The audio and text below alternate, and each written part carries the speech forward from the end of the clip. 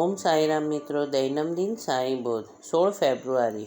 દક્ષિણાભિમુખ આસનસ્થ, કઠડા ઉપર વામ હસ્ત, સામેની ધૂણી સામે જોતા, બાબા મસ્જિદમાં બેસતા.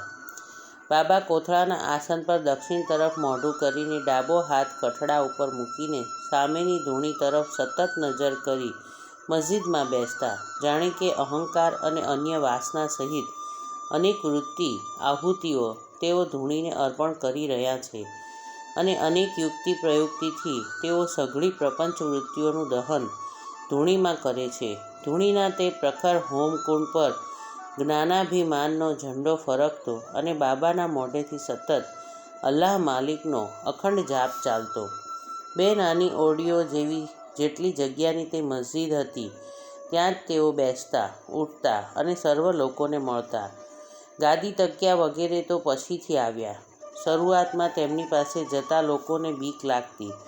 ઈસવીસન 1912માં ખરા અર્થમાં મસ્જિદમાં સમારકામનો પ્રારંભ થયો. ભક્તોના સમુદાયમાં વૃદ્ધિ થઈ હતી. મસ્જિદની જમીનમાં મોટા મોટા ખાડા પડેલા હતા. તે ઠેકાણે એક જ રાતમાં ઉત્તમ પથ્થર બેસાડવામાં આવ્યા. મસ્જિદમાં રહેવા આવ્યા તે પહેલાં બાબા તકિયામાં ફકીરોની વિશ્રાંતિ સ્થાનમાં રહેતા હતા. ત્યાં ઘણા સમય સુધી રહેલા હતા.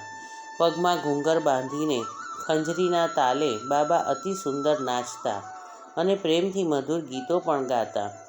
સાંઈ સમર્થને દિવાળી ખૂબ જ ગમતી. દિવાળીના દિવસોમાં બાબા પોતે જ વાણિયાઓના દુકાને તેલ માંગવા જતા. હાથમાં પતરાનું ટમરેલ લઈ તે વાણિયા અને તેલીઓની દુકાને જઈ ભિક્ષામાં તેલ માંગી લાવતા અને તે તેલ કોડિયામાં ભરી મસ્જિદ તેમજ મંદિરોમાં સળગાવતા, દીવા પ્રગટાવતા. આવું ઘણા વર્ષો સુધી ચાલ્યું. બાબા પોતે ચીંદડીઓ કાઢીને વાટ બનાવતા અને મસ્જિદમાં દીવા પ્રજ્વલિત કરતા. પરંતુ એક વર્ષ બાબા રોજની જેમ મફતમાં તેલ માંગવા આવ્યા. તેથી કાયમની કટકટ બંધ કરવા બધા દુકાનદારોએ તથા તેલીઓએ કપટી યોજના કરી. જે પોતે વિશ્વ નિયંતા છે તેમને તેલ માટે યાચના કેમ કરવી પડે? પરબ્રહ્મ શ્રી કૃષ્ણને પણ માખણચોર કેમ થવું પડ્યું?